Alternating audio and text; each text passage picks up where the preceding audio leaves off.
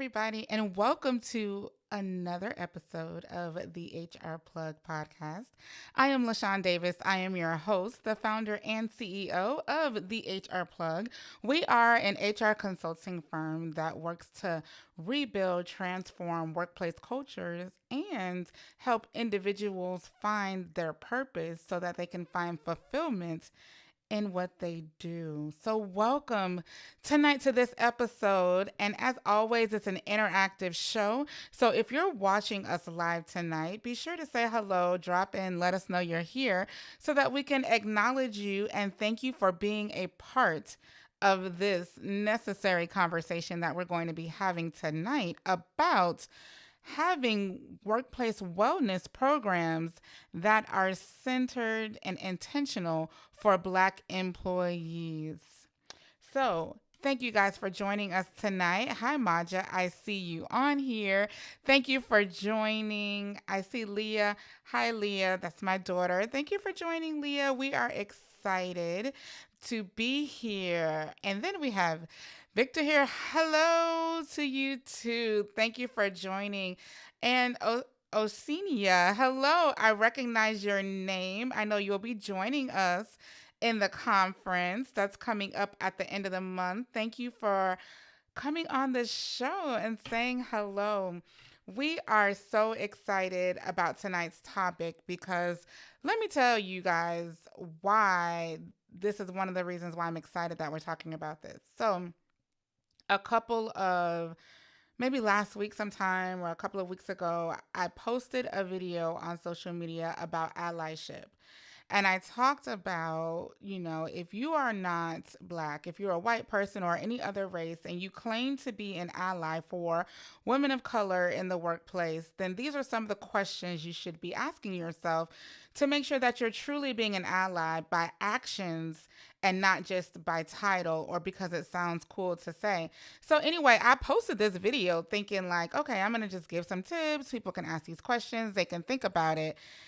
And the responses and the comments and the hate that I got because people telling me that it's racist and nobody alive in the workplace was here during slavery, and what about us?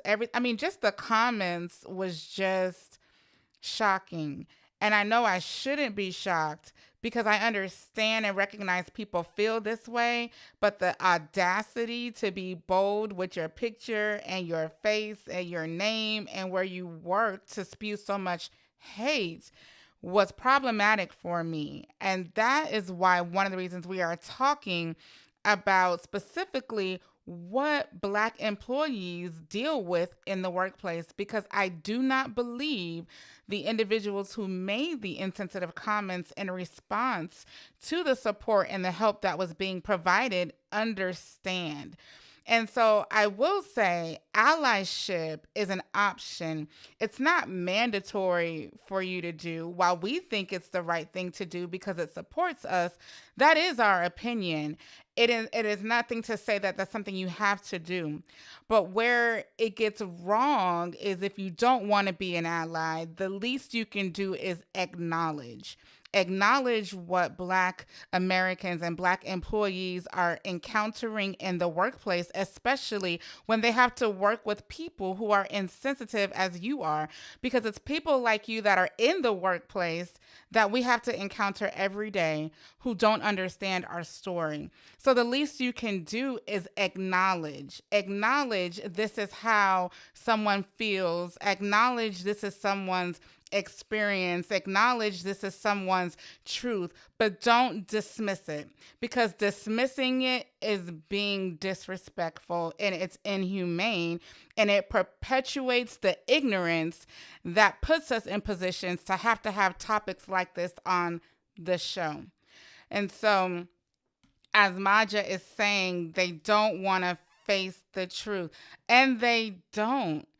And if you choose, however, to work for an organization who claims that we're valuing diversity and inclusiveness, then you would want to align your actions to where you choose to work. So you should be respectful of other people and their experiences. It's almost like a book. You can decide to pick up a book and you can decide, I don't like the title. It doesn't relate to me. I don't want to read this book. So you just put the book down, but you don't go to the author of the book and antagonize them and criticize them and pass judgment against them for writing the book because it's their story. You just decide to pick up another book and move on. But that's not what is happening when it comes to allyship. It's almost like you're offended that people are asking you because of the privilege that you have to support them for the privilege that they don't. And if you cannot find the human decency inside of you to do that, spewing hate is not the answer. And being hateful is not the answer. And the most ignorant response that I've seen is people believe this has to do with slavery. I am not talking about slavery when I talk about allyship. I'm talking about taking your privilege to take time to understand and advocate for those who don't have it as easy as you do simply because of what they look like. That is what the ask is with allyship. And again, it's not your obligation or responsibility. However, acknowledge what others have gone through and what they go through because you wouldn't want anyone to dismiss you or your experiences. And so tonight we're going to be talking to Dr. Handford. She is from the Black Girl Doctor, and she's going to be telling us just a little bit about what the Black employee experience is in the workplace, what Black employees can do to own this experience and improve their situation, and then the obligations and what employers should be doing to be intentional with fostering workplace wellness. Workplace wellness is not just something that is vague and a one size fits all. Especially if you're fostering inclusive or diverse work environments, you have to have policies, programs, and procedures that cater to the differences that are in your workplace. So tonight we're going to be talking about the Black employee, their experience, and what you can do to support, to ally, or acknowledge what they go through. So we're going to jump to a quick commercial, and then after that, we will be back with Dr. Handford. Looking for a network to elevate your career goals? Membership with the Black in HR has benefits designed to elevate you as a professional. Our members grow their careers, connecting through networking events, professional courses, and social groups. The Elite Membership Program includes discounts on coaching and courses, private events, and free masterclasses from world-class instructors. Visit theblackinhr.com to register and join us. All right. And then I also want to remind you guys about the HR Plug shop, www.thehrplug.shop. I appreciate those that did go on and buy some stuff. Definitely go on, check it out. It is merchandise and apparel that amplifies the employee voice in the workplace. And so now what we're going to do, I'm going to invite Dr. Handford on, and she's going to be here. And so I would love for you guys to welcome her, get your questions prepared. She is an expert in this place, in this space. I'll let her speak more to what she does and what her role is. But just as passionate as I am about supporting employees in the workplace and ensuring that they find what they need to thrive and supporting leaders and organizations to do the same, this is her wheelhouse, the Black experience in the workplace and fostering cultures and helping companies and organizations understand what programs and policies and procedures and what they can do to support the Black employee in the workplace. This is her wheelhouse. So come with your questions, come with your experiences or advice that you need, because that's why she's here. So we're going to invite Dr. Handford out. How are you today? I am doing good, John. Thank you so much for providing me with this opportunity. This platform is incredible, and so I'm really excited to be here with you tonight. And we are equally, if not more, excited that you are here. I was just so excited to find out, first of all, that where you work, the Black Girl Doctor existed. And then not only that, but they have services specifically for corporations and organizations who want to get it right. Can you talk to us a little bit about the Black Girl Doctor in this space and what are some of the things that you do? Absolutely, yeah. So the Black Girl Doctor, it's a niche mental health practice where we specialize in the mental health and wellness of high performers, but specifically Black individuals who want to do big things or just, navigate life as they choose and don't want to sacrifice joy and happiness along the way. Right? We really talk about joy being a social justice issue within the Black Girl Mm, Doctor.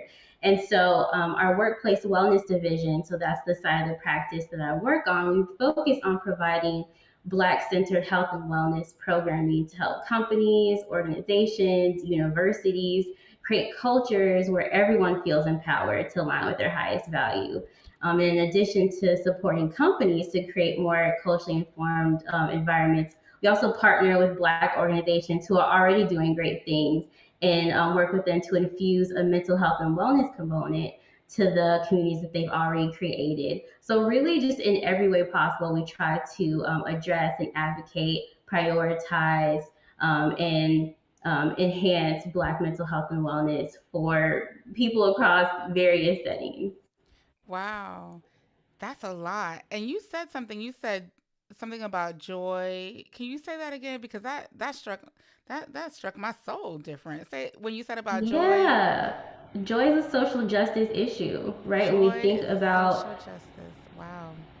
Yeah, when we think about the mental health and well-being of Black people and what we endure and what we experience on a daily basis, this idea of joy and being able to find moments to connect with ourselves and people that really make us feel empowered and seen, it is something that should be inherent to our experience on this earth. And so, at the Black Girl Doctor, we're always finding ways to remind everyone of that and to work with different systems to uplift that sentiment. Love, love it. Now that Whew, that's why you're here because we need more of this.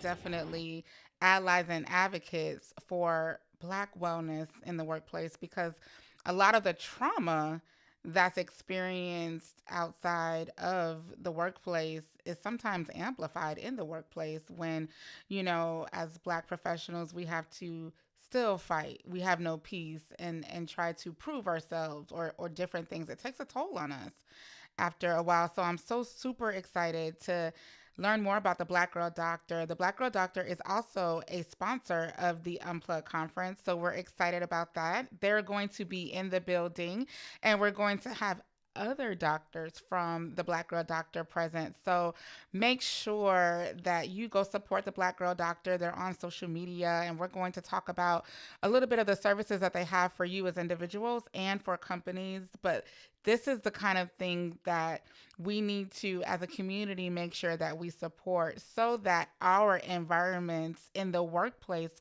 can be better. So thank you for being here. I first want to ask because I know there's a lot of vocabulary and vernacular that people are using that I don't know that people truly understand what they mean. And so I think it would be helpful for those viewing, Dr. Hanford, if you can share what are microaggressions and how do they affect Black individuals, because I know we hear that term a lot. Could you break it down for the everyday watcher and listener to understand what it is and how it affects Black professionals in the workplace? Right. So microaggressions, they're everyday subtle acts of invalidation or dehumanizing moments that Black people encounter as we're trying to go about our day. Right. So that could be anything when you think about the workplace context specifically. That could be comments on your hair or colleagues invalidating or refusing to acknowledge the impact that seeing like a hate crime in the news has on the Black people that have to like figure Mm, out how to keep it together and work the next day. And the thing about microaggressions, LaShawn, when we think about it, is maybe one negative racial encounter on its own in a vacuum is something that you can cope with. Take a beat and calm yourself down, but to experience them over and over again throughout the day from people who impact the work that funds your livelihood, that's an incredible level of stress, right? And so when we think about what it's like to endure that over and over again and the impact it has on your nervous system and your mental health and your ability to do the work that you came there to do, the impact is great and definitely worth discussing and providing more language and awareness around. So, are microaggressions something that people could be doing, not realizing or recognizing that they're doing it? Because you talked about dismissing people's feelings, and we just talked about that a little bit when we were talking about allyship, right? So, for example, if I, oftentimes people tell or ask me, like, why are you yelling or why are you so angry? And I'm not, you know, would that be an example of a microaggression, or how do I know if I'm experiencing one? Yeah, absolutely, right. So microaggressions, they can be something with intent, but also something that the person that is inflicting them isn't consciously aware of, which makes it that much harder, right? Because then you're left with this feeling inside as a Black person that this was a weird encounter. I don't feel right, but no one either agrees, or how do I explain this? How to get someone to understand my experience of this conversation we just had. And so that then adds to the stress, right? So you're experiencing these things, and you may not have the language for it. But even when you try to advocate for yourself, there's this level of, oh, it's not that big of a deal. That's not how I experienced it. Like, Or okay, can't well, you just just go on get about over your it? day. Yeah, and it's like, Mm-hmm. no, right? I am being impacted, and that then impacts my ability to navigate this workplace. And this is what I need people to do. I need people to understand that when someone else explains how they feel about something, it's not an invitation for you to respond with how you agree or don't agree with how they feel, or to dismiss how they're feeling, because then you're demeaning or minimizing that person. So if I say, wow, I was really offended by when, when Tara said what she said, if you respond with, oh my gosh, you guys are always offended by the littlest things, just get over it, you're minimizing and you're dismissing my feelings. And we have to get out of a habit of equating who you are or how you feel to what a person is sharing with you, because that's when your ego is superseding your emotion. And it's important to understand that anytime you're putting yourself or equating yourself to what somebody else is saying that you can't relate to, it can be dismissing them, and you could be engaging in a form of microaggression that's making this person feel misunderstood or dissatisfied in the workplace. Absolutely, right? So when we think about things like that, like the person that has caused the microaggression, their intention or conscious understanding, that can be discussed. But my feeling, the impact of it is not up for negotiation, right? Like you're Right. not going to negotiate how I'm feeling, or how this impacted my sense of being in this moment. That's just like you said, that's demeaning, that's invalidating, that's dehumanizing. Right. So people's feelings are their feelings. So, lesson number one Absolutely. tonight, if someone shares an experience or an example of something that impacted them or made them feel a certain way, it's not your position to judge their feeling, disagree with their feeling, demean their feeling, dismiss their feeling. When you do that, you're engaging in behavior that causes us to have conversations like tonight. So, what about bias? So, we hear bias a lot. Can you give us a definition so that people understand what bias is? Yeah, so when we think about bias, that is where like when we're thinking about the views you have around people of a certain identity, again, whether that's conscious or not, when we think about society, how we're conditioned to think about things, historically, the impact that's had on how we view people that are not the same as us, right? When we're trying to make sense of what other people are doing, we usually rely on things that we've encountered in the past or things we've been told or things that have come down from generation to generation.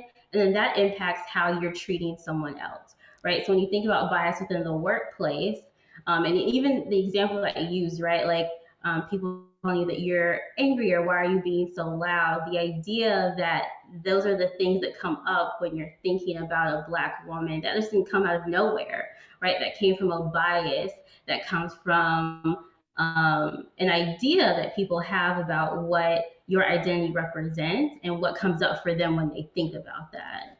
Wow. So, an idea that comes up when someone's identity comes to mind for you.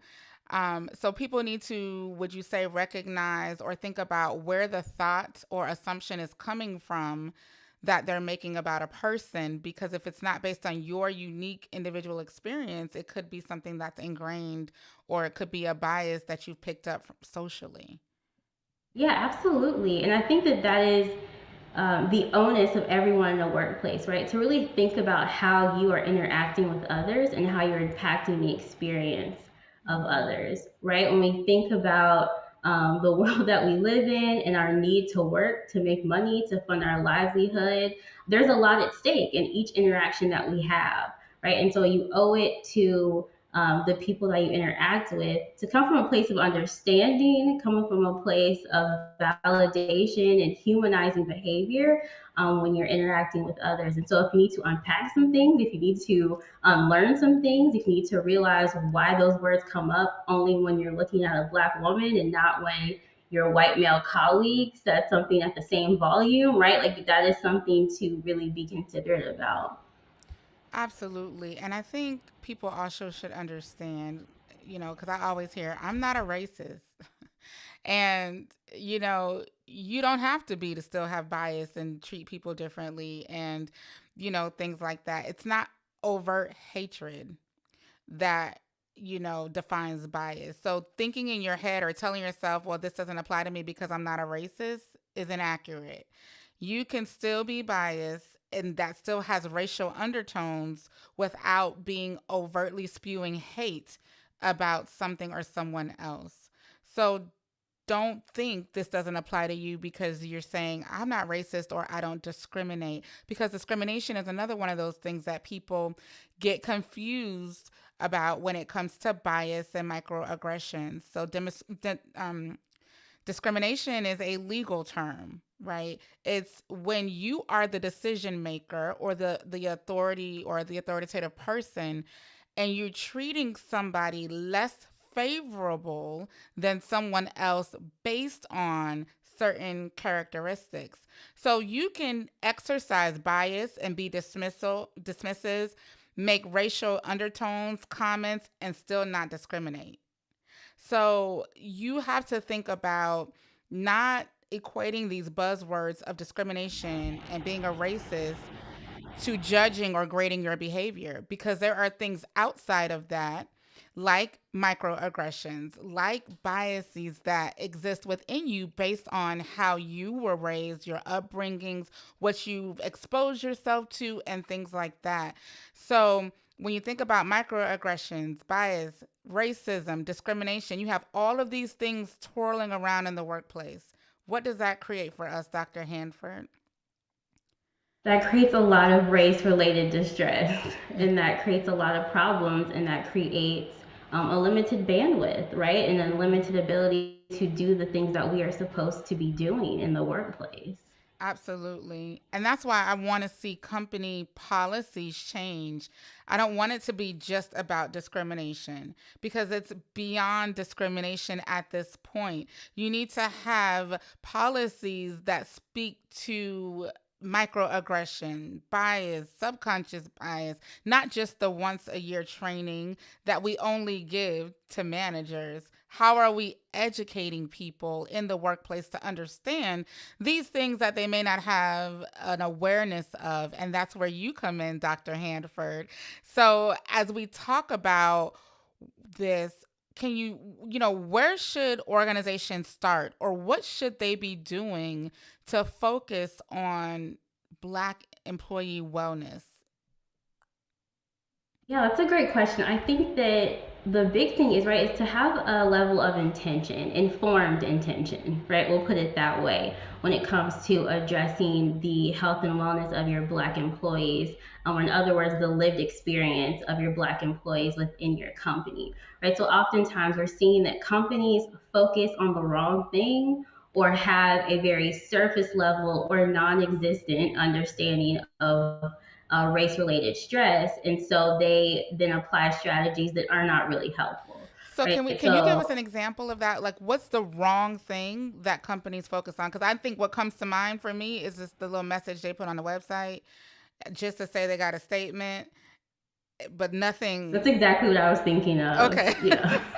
Yeah, right. So these like this like performative allyship or these PSAs around diversity that's on the website for people to look at, but on the inside of the company culture, the people that are there working do not feel seen, heard, or valued at all, right? And so Right. we find that companies often just kind of like throw things at the wall and see what sticks, right? When it comes to really centering the wellness needs of Black employees. And that's usually at the sacrifice of any form of psychological safety for Mm. those Black people that work in the workplace. And so, um, I think also, again, this idea of like having a very surface level idea of what race related distress is and how it manifests in the workplace also adds to this um, you know, this plan that companies roll out that doesn't really do anything, right? So I Right. think a lot of, senior leaders or people at companies, they often have struggle with this idea that people can be doing well and still be struggling within the workplace. But if you really think about it, it's not that hard to understand. When we think about race related distress, that can manifest as anxiety, depression, intrusive thoughts, hypervigilance, physical symptoms, low self esteem, right? So think about that, right? Hold that idea of what can manifest from race related distress. Then think about the society that we live in and that we all rely on money to, again, fund our livelihood. And in the society that we live in, it's very much like have your feelings at home. When you're at work, get through the day, do the things that you need to do. And so, if that's what we're trying to do as Black people, we're often just trying to hold it together to execute to our best ability and get through what we need to. And so, when you think about it that way, using, someone responding to emails on time or executing deliverables or putting on their best work laugh at the staff meeting, those are not ways to determine Mm. that the mental health and wellness needs of your Black employees are being met. Because oftentimes we're just trying to get through it as best we can and hold it together while our mental health is declining on the inside because of all the things that we've named so far, which then will impact our ability to sustain any type of work within the company. Right. So, what is the best way for companies who care to truly assess the temperament level or the health level of the Black employees? Yeah, so the best way to do that, again, is to have a level of intention, come from a place of wanting to understand, to actually engage in action and not just collect a lot of data, not do anything with it, right? Put your Black employees through a level of emotional labor that then results in nothing, right? So, again, have informed intention and then action that goes along with it. And then what's the best way to know if what they're doing is working? Like, how do you measure the success of your attempts to do this? By having real conversations with your Black employees and coming from a proactive place and not a reactive place, Mm. right? So, how often are you talking to your employees about their lived experience within your company, right? What type of relationship do you have with your employees? What type of culture are you creating? Do people feel comfortable, talking about their experiences and being honest about them?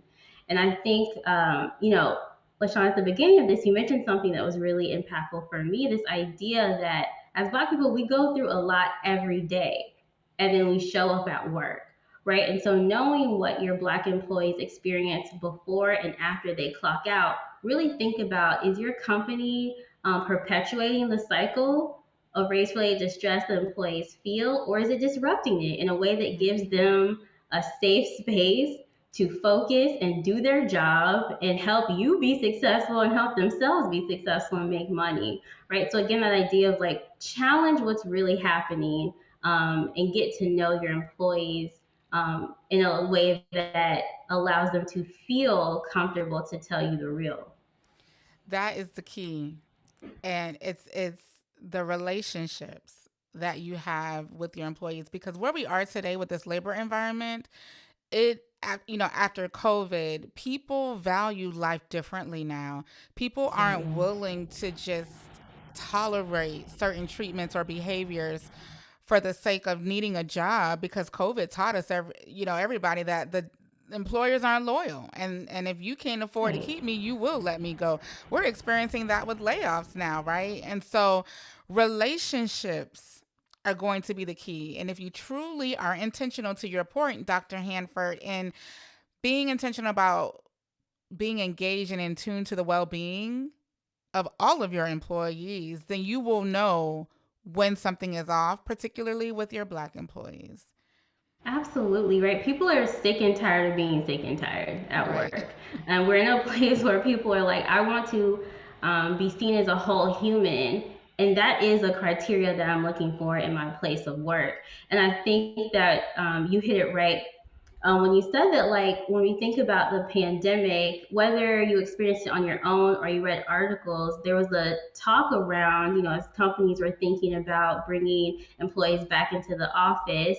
When that applied, a lot of Black employees were like, no, I don't want to, right? And the Mm. main stressors that they were naming, it wasn't like the commute or having to put on a full outfit, right, to go back into the office.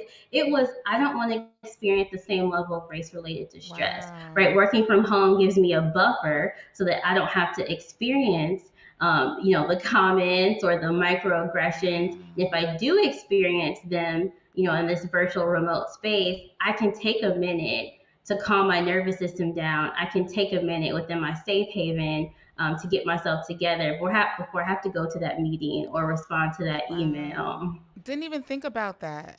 Did not even think about that. So there were Black employees who preferred the remote working environment, to avoid these behaviors that we've talked about, because at home I can just turn my camera off. I don't have to sit in this cubicle next to you. I don't have to walk past these pictures. I don't have to hear this conversation. I don't have to get these stares because my hair is big. Like, I can truly just do my job in comfort, because employers aren't creating my atmosphere at work to be comfortable. And Yes. wow, I did not equate that to why people may not want to come back to work.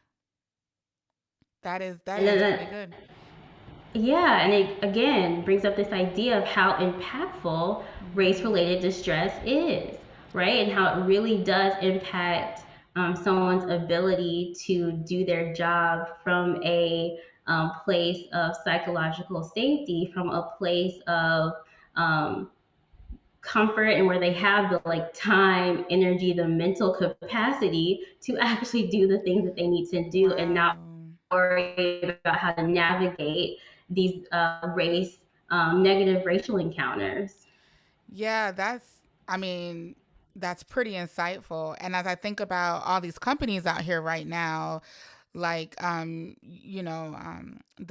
media companies and Starbucks and Amazon and all of these companies that are mandating people to come back to the office, I challenge you to truly look at, what are you asking them to come back into? What kind of environment are you setting up to ensure there is safety for them when they come back to the office? Because you don't know what they encounter daily to create them to have to come back. So that would be something that I would challenge organizations to look at. If you're mandating people to come back to the office and you're saying a lot of the reasons that I've heard, oh, it's only fair, or this is how we can connect and be innovative and ideas to flow. Well, can I really be creative and innovative in an environment that's hostile for me, that I don't feel welcomed, that I get stared at, that I get ignored, I'm getting dismissed? I'm not valued. I'm just tolerated and accepted because I don't no one wants to get in trouble for not doing that. They don't really want me here anyway. These are the types of things that run through our minds that really leaders need to take a look at before truly mandating people to come back to the office, because that's an example of being intentional Absolutely, that you talked about. absolutely. So that's something that I would encourage you guys to really look at and ask. What type of environment are you mandating employees to come back to? Is it a safe space? Do your policies hold people accountable who do things beyond discriminating?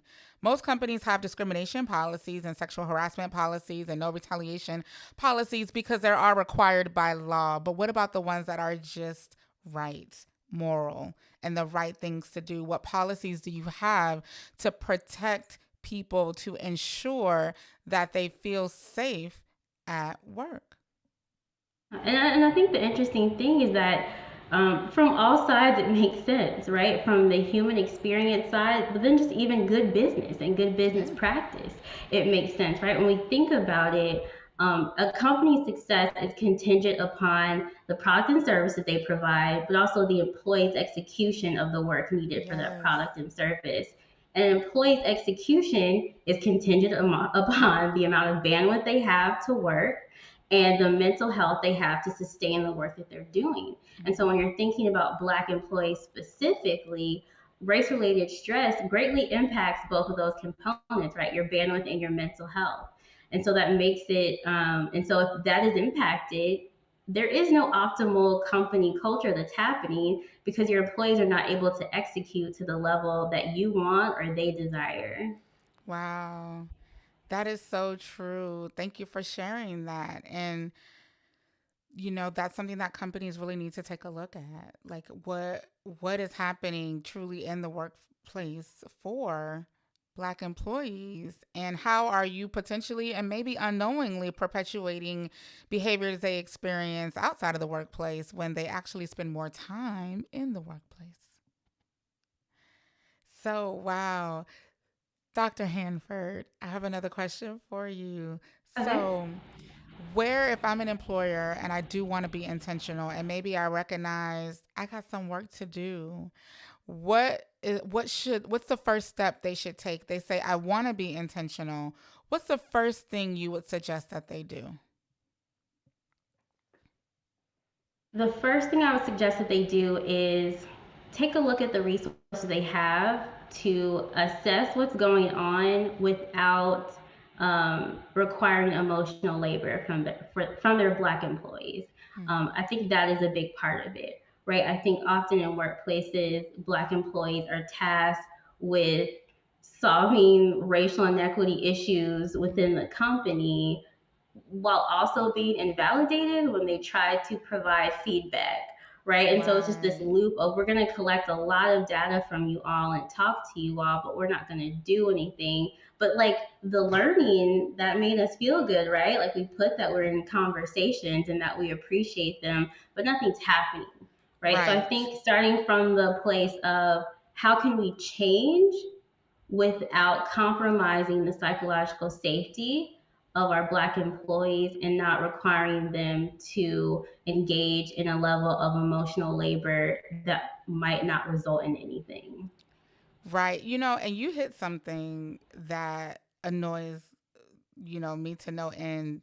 Let me tell you what I hate. And if you're a leader or an employer that does this, please stop.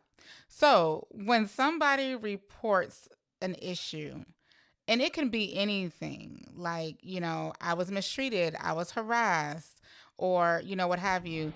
do not ask them, what resolution are you looking for? Do not ask them, Mm. well, what would you like me to do about this? Do not ask them, well, how do you think we should handle this? Because that's not their burden to carry, it's yours. And I've seen too many times where HR professionals or leaders are saying, I appreciate your concerns.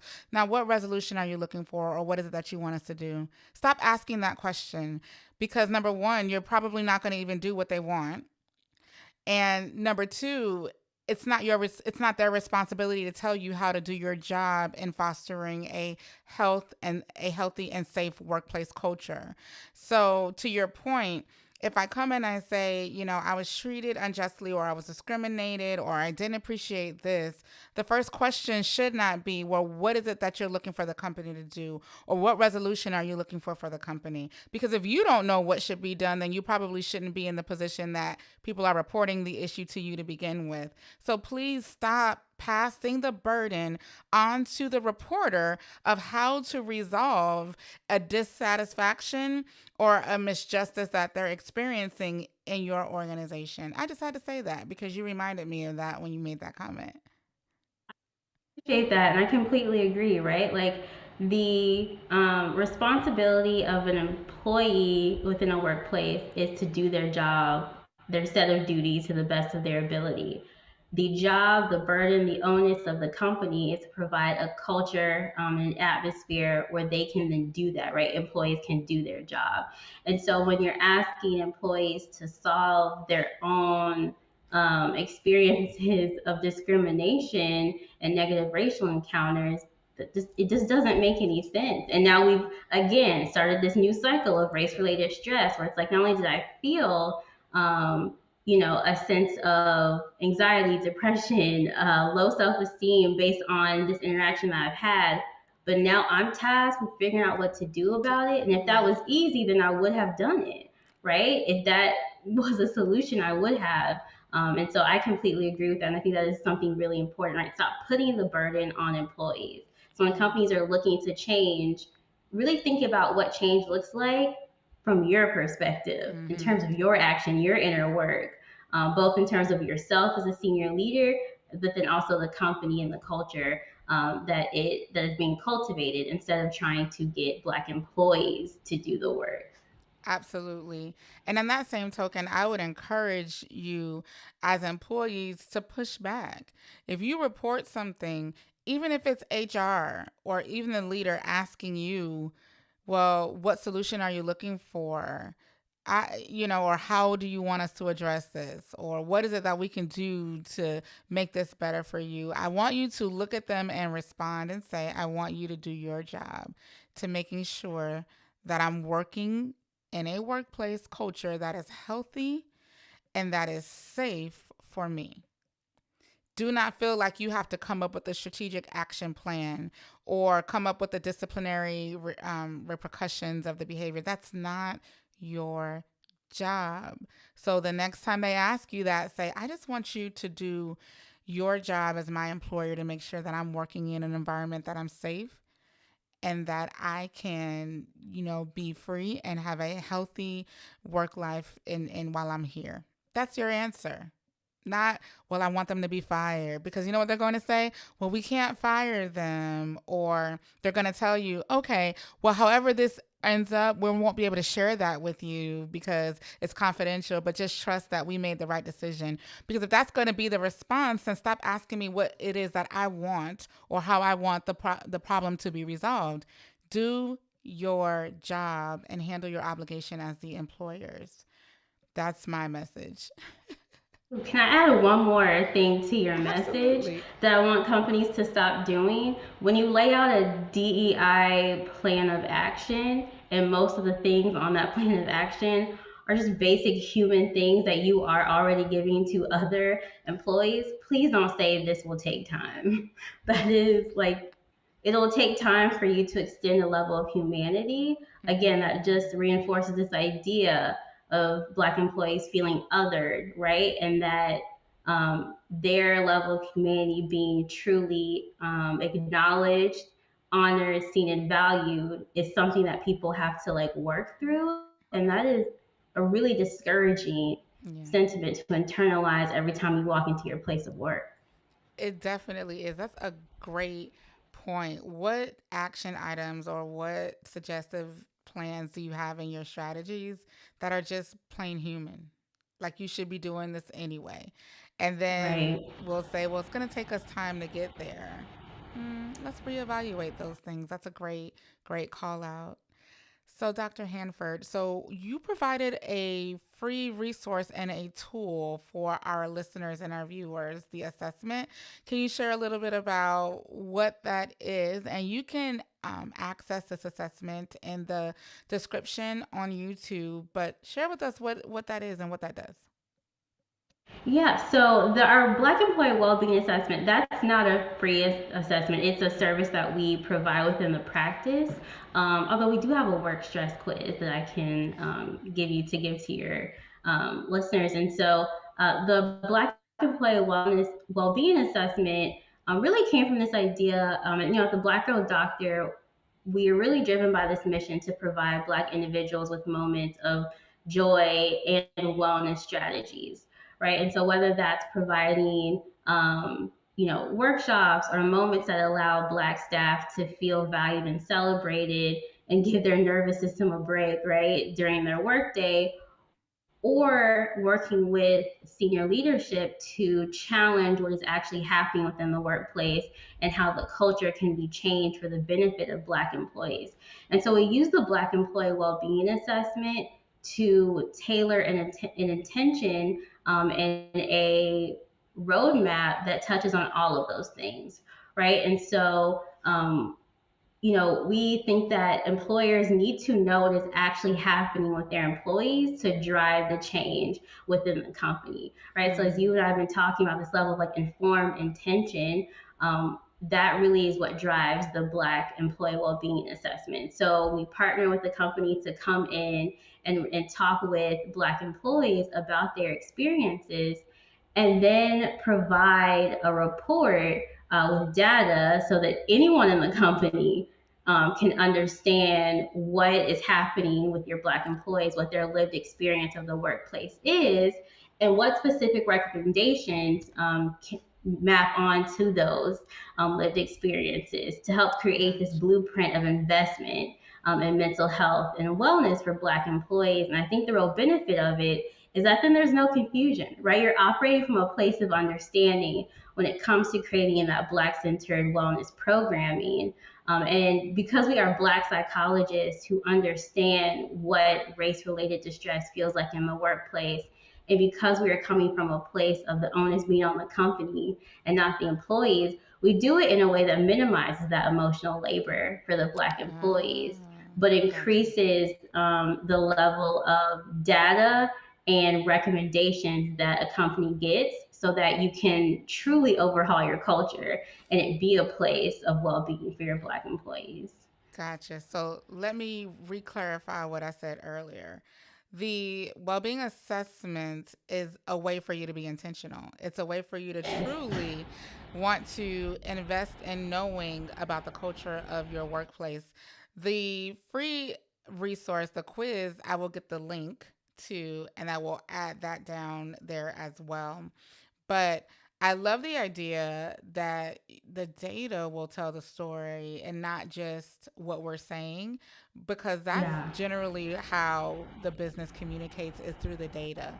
So the link is there. Definitely explore that if you want to be intentional, like we talked about today, and take true action to driving change in the workplace and ensuring that you are prioritizing the wellness of Black employees, then that is definitely a resource that you want to explore. And the Black Girl Doctor offers this service, and it will allow you to, when maybe you don't know what to do, but connect with experts who do. Yeah, absolutely. Yes. So thank you for providing that with us. And so before we close out, Dr. Hannaford, could you just share with everybody your why? Why do you do this work? And what got you here? Yeah, absolutely. And my why, just in terms of psychology, I've always been really interested in the idea of learning more about why we as humans act the way we do, think the way we do, how we navigate life. And when I think about racial trauma specifically and that focus, that really just came from wanting to gain more knowledge to help myself and other Black individuals have language and awareness for the external stressors that we were encountering in our internal experience of them. I'm a true believer that knowledge is power, and navigating, experiencing racism is bad enough, but not having any language to talk to yourself or understand what's going on internally just exacerbates the feelings even more, right? It makes it even worse. And so I wanted to just learn more about how can I help myself and others, right? And so across the developmental lifespan, across different settings, my why is always to find ways to protect the sanity of Black folks and empower us to have, if nothing else, a sound relationship with ourselves and knowing that it's not us, right? And that we can find ways to cope with these stressors that aren't in our control and we shouldn't have to deal with in the first place. And so, working in the role that I am in the Black Girl Doctor, it allows me to do that on a more systemic level, right? So, in addition to providing individual impact, this allows me to impact the places and the systems that Black people occupy. And so, yeah, that's my why. I just want to keep us all sane and Yes, safe. that's a good why. Because you care. You really do care. And I'm just honored that you took time to just share with us tonight what we can be doing to be more intentional about caring for the well-being of Black employees in the workplace. I think this was a great conversation. And I just want to remind everybody that if you want to meet Dr. Handford, she's going to be at the Unplugged conference along with some of her colleagues. And we're going to be taking time to truly deep dive into what HR professionals should be doing to help foster more intentionality. And so, if you're a business leader or you're an organization watching this and you're wondering, how else can I be intentional? I would say send your HR team to the Unplugged conference so that they can get a firsthand knowledge, awareness, and training into this issue because I guarantee you this isn't happening and having and being discussed in other types of conferences. This isn't just something that we're pulling out of a textbook. These are people's experiences that we're tying data to amplify and drive true solutions that you can tack on to your pretty websites with your lovely words and phrases and statements. So do something different to be intentional and drive action. And so, Dr. Hanford, I know you have a book out there and you have some ways that people can connect with you. Can you share that with us? Well, yeah, so you can connect with me on LinkedIn. Kinesia Hanford. It's a pretty unique name, so I think you'll find it on LinkedIn. But yeah, you can connect with me that way. And I do have a book.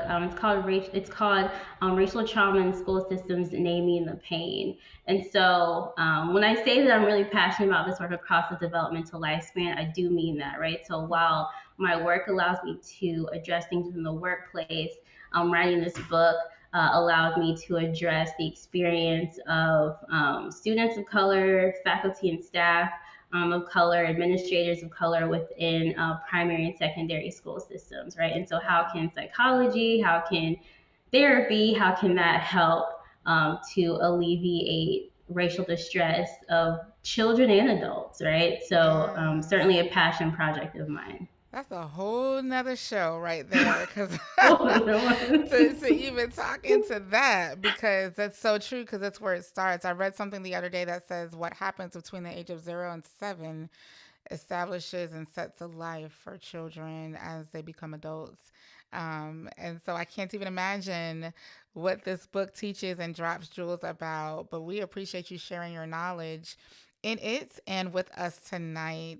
So, you guys be sure to connect with her on LinkedIn if you haven't, and go buy her book and check it out and support her because she is pouring a lot into our community and others to help them understand. And so Jonathan, thank you for the comment. He says, this was an awesome discussion.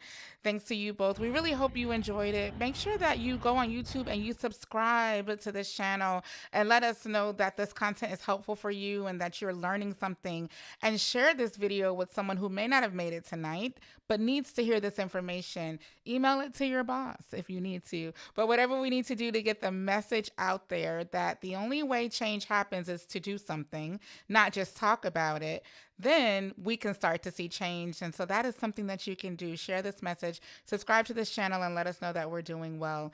Again, Dr. Hanford, thank you for tonight. I'm going to go ahead and send you backstage as I close out the show, and I'll be right back with you.